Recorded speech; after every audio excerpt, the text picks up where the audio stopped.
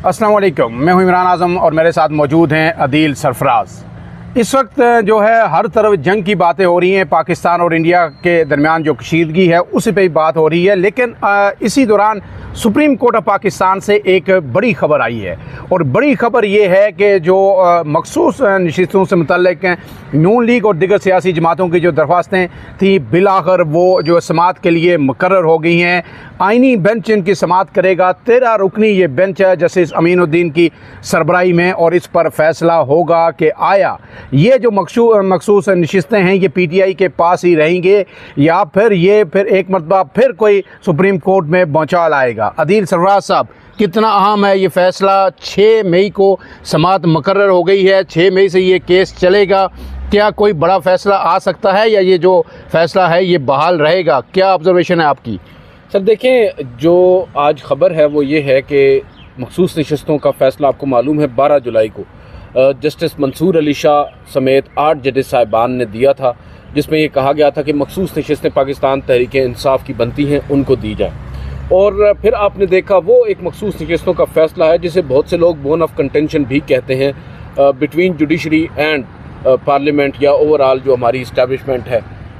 उस सब में अब वो जो फ़ैसला देने वाले 8 जजेस साहिबान थे उनके साथ क्या हुआ वो तो हमारे सामने मौजूद है, जस्टिस मंसूर अली शाह, जस्टिस मुनीब अख्तर। लेकिन अब हैरान कुन तौर पर ख़बर ये नहीं है कि मखसूस नशिस्तों के ख़िलाफ़ जो फ़ैसला है उसके ख़िलाफ़ नज़रसानी दरख्वास्तें आज समात के लिए मुकर्रर कर दी गई हैं। ख़बर यह है कि जिन जजेस साहिबान ने फ़ैसला दिया था उन जजेस साहिबान को उस बेंच में शामिल ही नहीं किया गया जिस फैसले के ख़िलाफ़ आज रिव्यू मांगा जा रहा है नून लीग और दीगर सियासी जमातों की जानिब से। बड़ा इंटरेस्टिंग है, अब जो बेंच तश्कील दिया गया है ये आइनी बेंच है, ये रेगुलर बेंच नहीं है, लार्जर बेंच है। क्योंकि 13 रुकनी आइनी बेंच तश्कील इस वजह से दिया गया है कि जो फैसला मखसूस नशिस्तों का आया था वो भी 13 रुकनी फुल कोर्ट थी उस वक्त, जो दस्तियाब जजेस पर मुश्तमिल थी। जस्टिस काजी फायज़ ईसा उसकी सरबराही कर रहे थे और फिर हमने ये देखा कि 8 जजेस साहिबान जो थे वो एक साइड पर थे, दीगर जो जजेस साहिबान थे 5 उनकी राय मुख्तलिफ थी। जस्टिस याही अफरीदी की राय मुख्तलिफ थी, जस्टिस काजी फायज़ ईसा और जस्टिस जमाल खान मंदोखेल की एक राय थी, जस्टिस अमीनुद्दीन खान और जस्टिस नईम अख्तर अफ़गान की एक राय थी। इस तरह आप कह सकते हैं कि कुल मिलाकर 4 फैसले थे।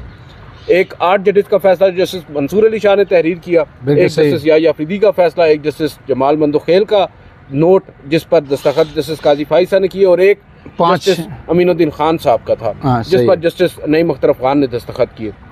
अब हुआ ये कि मखसूस नशिस्तों का ये फैसला तो दे दिया 8 जजेस साहिबान ने और तवक्को ये की जा रही थी क्योंकि एक बहुत बड़ा ब्रेक थ्रू था पाकिस्तान तहरीक इंसाफ के साथ 8 फरवरी के बाद जो कुछ हुआ आपको मालूम है। उस सब में एक कहा जा रहा था कि शायद जो सैनिटी है वो प्रिवेल कर रही है और जो अवाम ने जिन नुमाइंदों को मुंतखब किया है अवाम के उस हक़ को यहाँ पर आप कह सकते हैं कि एडमिट किया गया है, उनके नुमाइंदों को ही उनके मखसूस नशिस्तें दे दीजिए। तो हुआ ये कि जब 8 जजेस साहिबान ने वो फैसला दिया उन पर तनकीद भी हुई और बड़ी गैर मामूली किस्म की तनकीद हुई। इलेक्शन कमीशन ने उस फैसले पर अमल दरामद करने से एक तरह से हाथ खड़े कर लिए और उसमें भी आपने देखा, क्योंकि ये केस जो है सरदार साहब हमारे नाज़रीन के लिए कि ये केस सिर्फ एक केस नहीं है, इससे जुड़ा है पूरा अदालत का मौजूदा मंजरनामा। आपने देखा और इसके साथ क्या ये जो KPK में सेनेट के इंतखाबात नहीं हुए वो भी इसके अंदर आएगा? कहीं ना कहीं सवाल उठेंगे। बिल्कुल सर, बहुत सारे सवालात उठेंगे। सेनेट की नशिस्तें KPK की खाली है ना? बिल्कुल खाली हैं। अब हुआ ये है कि ये जो फैसला था 8 जजेस का, जब ये फैसला आया इससे कबल बहुत सारी थ्योरीज चलती रहीं।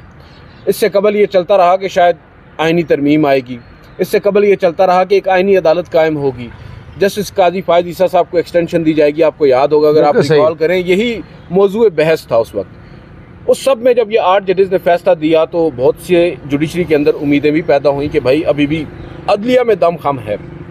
लेकिन फिर हमने देखा उसी बेंच में बैठे 2 जजेस साहिबान जिन्होंने इख्तिलाफ किया था जस्टिस मंसूर अली शाह के लिखे गए फैसले से, उन्होंने न सिर्फ इख्तिलाफ किया बल्कि एक कदम आगे बढ़कर मैं कहूँगा इंतहाई मादरत के साथ, अदब व एहतराम के साथ, उन्होंने अपनी हदूद से तजावुज़ करके इन 8 जजेस के फैसले को भी आड़े हाथों लिया और इन्होंने उल्टा इलेक्शन कमीशन को, आपको याद होगा, ये बताने की कोशिश की या ये बावर कराने की कोशिश की कि जो फैसला अगर इदारे समझते हैं कि आइन और कानून के मुताबिक नहीं है वो उन पर अमल दरामद करने के पाबंद नहीं है। ये वो कॉन्फिडेंस है जो इलेक्शन कमीशन सिकंदर सुल्तान राजा को दिया सुप्रीम कोर्ट ऑफ पाकिस्तान ने, मतलब एक रास्ता दिखाया।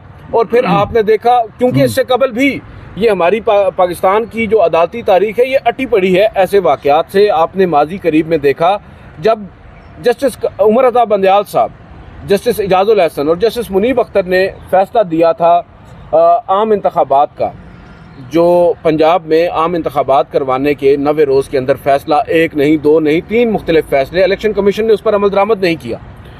उस पर बहुत सी तनकीद भी हुई और ये उस वक्त क्योंकि हमने देखा, क्योंकि ये हमारे यहाँ ना एक चलता है कि एक सिलसिला है, उस वक्त जब जस्टिस उमर अता बंदयाल ने फैसला दिया था ना, तो हमारे ही जनाब काजी फायज ईसा साहब, क्योंकि उस वक्त वो अपोजिशन सो कॉल्ड बेंचेस में थे सुप्रीम कोर्ट के, लेकिन उस वक्त पीटीआई को भी बड़े अच्छे लगते थे, ये बात भी कहे ना। नहीं, पीटीआई को काजी साहब नहीं अच्छे लगते थे ना। जब वो फैसला आया था 90 दिनों का, उस वक्त काजी फायज ईसा साहब ने, इवन मैं कहूँगा जस्टिस मंसूर अली शाह, जस्टिस अतर मिर्ज़ा, इन सब ने समहाउ पीडीएम गवर्नमेंट को काफ़ी हद तक रूम दिया था। और इलेक्शन कमीशन ने उस वक्त फैसले पर अमल दरामद नहीं किया। पार्लिमान ने सुप्रीम कोर्ट के साथ मत्था लगा लिया, उसमें भी जवाज़ माजरत के साथ इन्हीं जजेस साहिबान ने पेश किया था। और फिर इवेंचुअली क्या हुआ, सुप्रीम कोर्ट के फैसले को रद्दी की टोकरी में फेंक दिया। और इस केस में फिर वही हुआ जो जस्टिस मंसूर अली शाह साहब ने माजी में किया था उनके साथ। जस्टिस मंसूर अली शाह के साथ बेंच में जस्टिस मुनीब अख्तर भी थे जिन्होंने ये फैसला दिया, जस्टिस अतर मिर्ज़ा, जस्टिस आयशा मलिक, जस्टिस शाहिद वहीद, ये तमाम जजेस, जस्टिस मोहम्मद अली मजहर, जस्टिस हसन अल रिजवी और जस्टिस इरफान सादत, ये तमाम जजेस थे ना जिन्होंने अक्सरियती फैसला दिया था। सही है। अब आप देखें, इन जजेस साहिबान ने फैसला दिया, सुप्रीम कोर्ट के ही जजेस साहिबान ने हुकूमत को, इलेक्शन कमीशन को ये पैगाम दे दिया कि भाई ज़रूरत नहीं है अमल करने की। उसके बाद इन्हें मजबूरन एक वजाहत देना पड़ी। इलेक्शन कमीशन ने कहा था ना, वजाहत मांगी थी, इन्होंने वजाहत दी, उस वजाहत में उन्होंने कुछ और बातें भी सख्त कह दी। सही है। उसके बाद फिर इलेक्शन कमीशन बाज ना आया, उसने फिर वजाहत मांगी, इन्होंने फिर वजाहत दे दी। अब बहुत से लोग तो ये समझते हैं कि शायद जस्टिस मंसूर अली शाह साहब ने उस वक्त ये जो वजाहत के बाद वजाहत दी, ये रुकावट बनी बेसिकली उनके चीफ जस्टिस बनने में। लेकिन अदील सरफराज साहब, एक बात यहाँ पे, जब एक कोई भी बेंच है उसका जो अक्सरियती फैसला होता है वही फैसला करार दिया जाता है, बेशक वो एक वोट की या एक जज की अक्सरियत से हो। उसके बाद फिर ये वजाहत दर वजाहत, ये तो पहली दफ़ा हमने देखा था कि ये पहली दफ़ा हो रहा है। तो अब ये जो अदील सरफराज साहब, अगर ये जो आगे मैं आपसे ये भी पूछूं, मैं आपको एक बात बता, सॉरी टू कट यू, अभी मैंने आपके सामने एक हिस्ट्री रखी है आम इंतखाबात वाले केस की, उसमें सुप्रीम कोर्ट ने तो फैसला दे दिया, बिल्कुल सही, अमल दरामद नहीं हुआ ना। अब यहाँ पर भी फैसले पर अमल दरामद नहीं करना था। इलेक्शन कमीशन ने क्या किया, इलेक्शन कमीशन ने जवाब गढ़ने शुरू कर दिया। इलेक्शन कमीशन ने सुप्रीम कोर्ट ऑफ पाकिस्तान के सामने एक क्वेश्चन रख दिया और उस क्वेश्चन को रख कर इलेक्शन कमीशन ने तसल्ली कर ली कि भाई हमारी अभी ये जो क्वेश्चन है इनके सामने जाएगा, जवाब देंगे, हम अमल दरामद नहीं कर रहे। बेसिकली तो ये डिलेइंग टैक्टिक्स थे। तो वो जजेस साहिबान भी समझते हैं, इसी सिस्टम का हिस्सा हैं। उन्हें मालूम था कि ये हमसे ये चाह रहे हैं कि हम अपने फैसले पर शायद अमल दरामद में थोड़ी सी ताख़ीर कर लें, हमारे फैसले पर अमल दरामद ताख़ीर हो जाए, हमें एक जवाब ये फराम कर रहे हैं अपने इन सवालात से। तो उन्होंने उन सवालात को एड्रेस किया था जो उन्हें करना पड़ा। वो अगर ना करते तो शायद उस वक्त के हालात में वो उनके हक़ में ना जाता। अब यहाँ पर आप देखें, जो आपने दूसरा सवाल किया, सॉरी मैं उस सवाल को, दूसरा सवाल ये है कि अगर ये जो बेंच बना है अदील सरफराज साहब, अगर ये 13 रुकनी है तो ये अगर 7-6 के से फैसला दे देता है, इसको टर्न डाउन कर देता है, तो क्या ये फैसला नहीं मानेंगे ये हुकूमत? ऐसी कि हर ख्वाहिश पे दम नहीं। हाँ, ये फैसला दे ही ना दें। लेकिन सरदार साहब, बात ये है ना कि सबसे पहले तो जो असूल है वो तय करना है ना। असूल तो ये होता है, सुप्रीम कोर्ट ऑफ पाकिस्तान में हम कवर कर रहे हैं एक तवील अरसा से, कि अब भले ही 26वीं आईनी तरमीम को जवाज़ बनाया जा रहा है, मगर असूल ये है कि एक फ़ैसला एक बेंच देता है, जो उस फैसले के खिलाफ रिव्यू पिटीशन होती है ना, वो उसी बेंच के सामने लगती है जिस बेंच ने फैसला दिया होता है। हाँ, हमारे पास कुछ ऐसे भी प्रेसिडेंट्स मौजूद हैं कि बेंच बड़ा कर दिया जाए, जैसा कि तलोर का केस, सही है, मुबारक बस्टर्ड का केस आपको याद होगा। उस वक्त जस्टिस गालिबन, if I am not wrong, साबिक चीफ जस्टिस थे जवाद ख्वाजा, जस्टिस काजी फायज ईसा और जस्टिस दोस्त मोहम्मद खान, उन्होंने एक फ़ैसला दिया। उसके फैसले के खिलाफ रिव्यू जब आया गवर्नमेंट का, तो उस पर जस्टिस अनवर जमाली ने अपनी सरबराही में 5 रुकनी बेंच बना दिया था। उसमें भी उन्होंने जो ऑथर जज थे, भले ही उन्होंने जस्टिस जो थे उस माजी के चीफ जस्टिस वो तो रिटायर हो गए, जो पहले सरबराह थे, और दोस्त मोहम्मद खान, उनको शामिल नहीं किया, लेकिन ऑथर जज जस्टिस काजी फाइज़ को उन्हें शामिल करना पड़ा था। अब पॉइंट समझिएगा जिस तरफ मैं आ रहा हूँ। अब यहाँ पर क्या हुआ है, यहाँ पर भी बेंच आपने तकरीबन वही रखा है जो पहले था, 13 रुकनी, ठीक है। अब यहाँ पर आपने तब्दीली ये की है कि जो अक्सरियती फैसला लिखने वाले जजेस साहिबान थे, या एक फैसला लिखने वाले थे, बाकी सिग्नेटरी थे। सिग्नेटरी कौन कौन थे? जस्टिस मंसूर अली शाह ने फैसला लिखा, जस्टिस मुनीब अख्तर ने, जस्टिस आयशा मलिक ने, जस्टिस अतर मिनल्ला ने, जस्टिस शाहिद वहीद ने उस पर दस्तखत किए। इन पांचों में से एक भी इस बेंच का हिस्सा नहीं है जो अब रिव्यू को सुन रहा है। नहीं, तो लेकिन ये क्या देखिए, 26वीं आईनी तरमीम तो उसके बाद हुई, उस वक्त तो सारे रेगुलर बेंच ही था ना। तो अब तो ये जो जजेस जो जिनकी बात कर रहे हैं, मंसूर अली शाह, जस्टिस मुनीब अख्तर, ये आईनी अदालत का हिस्सा तो नहीं है ना। सादा है ना, देखें यही तो बात है ना, यही तो हाँ, यही आप झोंका जा रहा है ना आंखों में हमारी, कि आपने एक जानिब ये जवाज घड़ लिया, और ये सारी अब आप समझ रहे हैं ना ये 26वीं आईनी तरमीम क्यों की गई, आईनी बेंच क्यों बनाया गया, और आईनी बेंच की सरबराही जस्टिस अमीनुद्दीन खान। जाहिर है यही सवाल जब आप उनके सामने रखेंगे, जजेस के कोई भी करता है, वो यही कहेंगे ये तो आईनी बेंच का हिस्सा ही नहीं है, तो अब हम कैसे इनको शामिल कर सकते हैं? आईनी बेंच का सरबराह आपने उन जज साहब को बना दिया। अब आप देखें सितम ज़रीफ़ी, मैं तो यही कहूँगा अदलिया का इससे बुरा क्या हाल होगा कि एक जज जो सुप्रीम कोर्ट के 8 जजेस साहिबान की अक्सरियती फैसले को ही गैर आईनी करार दे रहा है, हाँ, महज इस बुनियाद पर कि वो उस फैसले से इख्तिलाफ करता है, और इलेक्शन कमीशन को जो कि एक आईनी इदारा है, आईनी बॉडी है, उसको ये शय दे रहा है कि भाई आप इस पर अमल दरामद ना करें। आपकी इस हुकूमत ने इसी खुशी में, इसी पादाश में उन्हें उस आईनी बेंच का सरबराह बना दिया जिसने आज उस फैसले के खिलाफ नजरसानी दरख्वास्तों पर समाअत करनी है। सितम ज़रीफ़ी ये है। और फिर आप बात कर रहे हैं ना कि अब 26वीं आईनी तरमीम आ चुकी है, अब आइन की तशरीह से मुतल्लिक केसेस या पब्लिक इंपॉर्टेंस के केसेस आईनी बेंच ने सुने हैं। फेयर इनफ, आपकी बात मैं मान लेता हूँ, दुरुस्त बात है, मगर फिर क्या वजह है कि आपने जस्टिस मंसूर अली शाह, जो कि इस वक्त सीनियर तरीन जज हैं सुप्रीम कोर्ट के, justice Athar Minallah, justice Ayesha Malik, justice Shahid Waheed, justice Irfan Saadat, इनको आईनी बेंच का नहीं बनाया। देखें असूल तो ये है ना कि जैसा कि शुरू में जब सबसे पहले जुडिशल कमीशन जो बाद में बना 26वीं आईनी तरमीम के बाद, उसकी पहली मीटिंग हुई, जस्टिस याहिया अफरीदी ने, if I am not wrong, ये तजवीज़ रखी थी, ये प्रोपोज किया था कि तमाम सुप्रीम कोर्ट के जजेस साहिबान पर मुश्तमिल आईनी बेंच होना चाहिए। यकसर मुस्तरद कर दिया। अब मैं आपको उस तरफ लेकर, जिस तरह हाई कोर्ट्स में है, लेकिन अदील सरफराज इसमें एक बात ये है, आप मुझे बताएं कि नहीं, देखें ना, आईनी केस जो हैं ये ज़्यादा आम तो नहीं होते ना, आम तो होते हैं कत्ल के केस, चोरी के केस, डकैती के केस।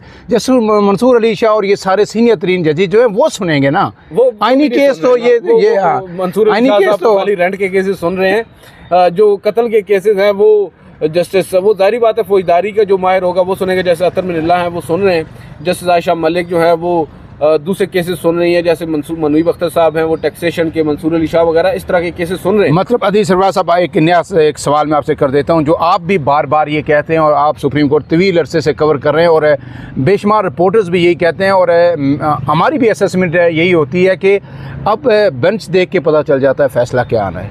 अल्हम्दुलिल्लाह ये तो माजी में भी पता चल जाता था, लेकिन अब भी पता, अब तो ऑब्वियस हो गई चीज़ें। तो आप क्या कहते हैं, अब ये जो बेंच आपको नज़र आ गया, आईनी बेंच के जिन जजेस ने फैसला दिया उनमें से एक भी नहीं है जिन्होंने कहा कि जनाब इलेक्शन कमीशन को ये कहा कि आपने अमल नहीं करना, ठीक है, वो सरबराह हैं, फैसला क्या आएगा, कितने दिन और कितने दिन चलेगा? देखिए ये तो अब डिपेंड करता है अव्वल तो वकला पर, पाकिस्तान तहरीक इंसाफ पर, सुन्नी इत्तेहाद कौंसिल पर, वो किस तरह इस केस को आगे लेकर चलते हैं, क्या बाइकआउट करते हैं या अदालती कार्रवाई का हिस्सा बनते हैं। सबसे पहले तो ये चीज़ है, बेंच पर एतराज़ करते हैं या उससे अग्री करते हैं, ये मुख्तलिफ़ चीज़ें हैं ना, शुरू में तो यही सब कुछ होगा।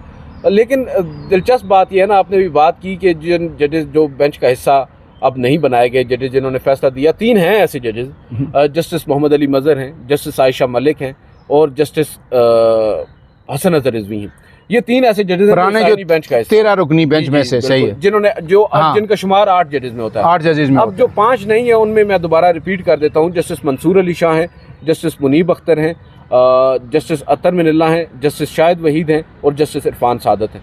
ये 5 शामिल नहीं है इस आईनी बेंच में। तो 10-3 हो गया इस वक्त अगर आप कहें। देखें अब तो, ये हाँ। मुसलमानों तुक्के लगाओ। अब बात यह है कि आप बेंच का, मैं अगर नाज़रीन को बता दूं कंपोजिशन, मुझे अगर मैं याद ना आए, मुझे गलत में बोल दूं तो मुझे ठीक कर दीजिएगा। जस्टिस अमीनुद्दीन खान हैं, बेंच के सरबराह हैं, जस्टिस जमाल खान मंदोखेल हैं। बिल्कुल सही। अब देखें, जस्टिस अमीनुद्दीन खान का एक फ़ैसला था, जस्टिस जमाल खान मंदोखेल का एक और फैसला था। उन्होंने समहाउ पाकिस्तान तहरीक इंसाफ को पार्टी एडमिट किया था। उन्होंने आधी कम अज़ कम नशस्तें पीटीआई को दी थी, जिसके ऊपर दस्तखत जनाब काजी फाइज़ साहब ने भी कर दिए थे। उसके बाद आते हैं जस्टिस मोहम्मद अली मज़हर, ठीक है। उसके बाद आते हैं justice Hasan Azhar Rizvi, justice Ayesha Malik, justice Hasan Azhar Rizvi. अब यहाँ पर सवाल ये पैदा होता है, ये तीन वो जजेस साहिबान हैं जो पहले वो फैसला दे चुके हैं। माँ सिवाय इन तीन में से जस्टिस आयशा मलिक के जब भी केसेस लगे हैं आईनी बेंच के सामने, इवन दो हमारे सामने मखसूस नशस्तों का केस भी आया, 26वीं आईनी तरमीम का केस भी आया, माँ सिवाय जस्टिस आयशा मलिक के ना कभी जस्टिस मोहम्मद अली मज़हर ने, ना ही कभी जस्टिस हसन अज़हर रिज़वी ने ये सवाल किया कि भाई हमारे 12 जुलाई के फ़ैसले पर अमल दरामद क्यों नहीं हो रहा। आप सुप्रीम कोर्ट के फाजिल जज हैं, आपने एक फ़ैसला दिया है। आज एक मुकदमे की समाअत के दौरान जहाँ पर गालिबन कच्ची बस्तियों की बात हो रही थी और अदालती फ़ैसलों को आप कह सकते हैं रद्दी की टोकरी में डालने की बात हो रही थी, तो जस्टिस मोहम्मद अली मज़हर ने बड़ी नाराज़गी का इजहार किया। उन्होंने कहा कि अदालती फ़ैसलों को तो कोई यहाँ पर अहमियत ही नहीं दे रहा। तो मैं ये सोच रहा था शायद साथ ही वो ये कह दें कि एक फ़ैसला हमने भी दिया था 12 जुलाई को, लेकिन आज तक जब जस्टिस आयशा मलिक ने भी बात की थी, 26वीं आईनी तरमीम का केस था या कौन सा, कि क्यों कर फैसला नहीं, क्यों कर अमल दरामद नहीं हुआ, तो जस्टिस मोहम्मद अली मज़हर ने खामोशी रखी थी। तो आप अंदाज़ा लगा सकते हैं कि अब वो क्या सोचते होंगे। सूरत-ए-हाल कुछ बदल चुकी है, इस वजह से चुकी है सर। वो अब जिस पोजीशन में है, एक तो वो चीफ जस्टिस की दौड़ में भी आ चुके हैं 3 साल के बाद, CV अपडेट हो रही है। पहले उन्होंने बनना नहीं था। अब दूसरी जानिब आईनी बेंच की उनको सरबराही भी मिल चुकी है। तो ये बहुत सारी चीज़ें हैं, लेकिन मैं समझता हूँ कि ज़ाहिरी बात है जो फैसला उन्होंने माजी में दिया है अपने होश और हवास में ही दिया होगा, तो अपने उस फैसले को तो वो दिफा करेंगे और उसके हक में ही बात करेंगे। उसके अलावा जो जजेस साहिबान हैं उनमें जस्टिस आमिर फारूक भी हैं, वो भी शामिल हैं, जस्टिस आशिम काकड़ हैं, जस्टिस सलाहुद्दीन पंवर हैं, जो अभी जस्टिस शाहिद बिलाल हसन साहब हैं, जस्टिस मुसरत हिलाली साहब हैं जिन्होंने 13 जनवरी को एक बड़ा तारीखी फैसला बिल्कुल सही। ये जजेस हैं। आखिरी बात है, वीडियो हमारी लंबी हो रही है, अदील सरफराज साहब आखिरी बात ये बताएं कि वो हालात कुछ और थे कि अमल दरामद फैसला फिर भी उन्होंने दे दिया, अमल दरामद नहीं हुआ, ठीक है, और वो उसमें डिले हुआ, फिर बिलाखिर कुछ ना कुछ हुआ, लेकिन अभी भी मैं समझता हूँ कि जुज़वी अमल दरामद ही है। जब तक सेनेट की नशिस्तें पूरी नहीं होती पीटीआई की, तो ये जुज़वी ही है। लेकिन अब बाहर भी अवाम का रुख थोड़ा बदल गया है। कितना एक पीटीआई को और आप लताड़ेंगे, हो गया, हद होती है हर चीज़ की, बहुत कुछ हो गया, ठीक है। तो अगर आप समझते हैं कि एक्सटर्नल फैक्टर सुप्रीम कोर्ट पे, हाई कोर्ट पे असरअंदाज हैं और वही हावी हैं, तो क्या वहाँ से भी कहा जाएगा ना कि बस ठीक है, जाने दे, जिस तरह है ऐसे ही जाने दे। देखें, मेरे लिए बड़ा आसान है यहाँ पर खड़े होकर फौज या इस्टेब्लिशमेंट को तनकीद करना कि वो लोग हावी हैं या वो लोग दखल अंदाजी कर रहे हैं, मुदाखलत कर रहे हैं। देखें, बात यह है, हम उनका रोना तो तब रोए ना जब हम खुद ठीक हों, जब अपनी अदलिया ही तुली हुई है अदलिया को तबाह करने में। मैं बात कर रहा हूँ इन्हीं जजेस साहिबान की। तुली हुई है, ये कर दिया है, देखिए ना, कर दिया है नहीं, लेकिन अभी तक रुके नहीं है ना, रुके नहीं, इससे आगे रुकेंगे किधर जाएंगे? अब आप जो कह रहे हैं ना कि अब यहाँ पर कोई तब्दीली, कोई, देखें, कम से कम आप बात कर रहे हैं उस वक्त के मंजरनामे की और आज के मंजरनामे की। उस वक्त के मंजरनामे में ये तो था ना कि फैसला दे दिया था 8 जजेस साहिबान ने, आज आप फैसला ले लें। 26वीं आईनी तरमीम के बाद अदील सरफराज साहब अगर ये ब्रेक भी लगाना चाहे ना यहाँ पे, तो पीछे जो है ना वो इनको रुकने नहीं देंगे। अब ड्राइविंग सीट पे वो हैं, अब तो रिमोट कंट्रोल वाली बात है ना, इधर से उधर करेंगे, उधर से उधर करेंगे, नए जज लाएंगे, फारग करेंगे। हाँ। इन्हें अब जरूरत नहीं है, उन्हें अब जरूरत नहीं है इंटरवीन करने की। बिल्कुल सही कह रहे हैं, वो इदारे को जो करना था वो कर चुके हैं। अब इदारे ने अपने साथ जो करना है वो कर रहा है। बिल्कुल सही, ठीक है। मैं तो ये भी आज भी बात कर चुका हूँ, अभी 5 जजेस की दरख्वास्त पर आज समाअत हुई है। मुनीर मलिक साहब ने बड़े एक्सटेंसिव किस्म की वहाँ पर आर्गूमेंट्स किए हैं। ये भी मौका है उस केस में भी, 26वीं आईनी तरमीम के भी मखसूस नशिस्तों के केस में भी अदलिया के पास मौका है कि अपनी सैंक्टिटी को रिवाइव करे, मगर डिपेंड आखिरी 10 सेकंड अदील सरफराज साहब। बस सर, मैं तो यही समझता हूँ कि अब 6 मई को मंगल के रोज़ समाअत होगी 13 रुकनी बेंच। देखना है पाकिस्तान तहरीक इंसाफ क्या हिकमत अमली अपनाती है, उनकी लीगल टीम क्या हिकमत अमली अपनाती है और सुन्नी इत्तेहाद कौंसल क्या कहती है। इसका मतलब ये है कि 6 मई से एक दफ़ा फिर सुप्रीम कोर्ट में कुछ थोड़ी बहुत रौनक आएगी। फ़िलहाल के लिए इतना ही। मुझे और अदील सरफराज को दीजिए इजाज़त। अल्लाह हाफ़िज़।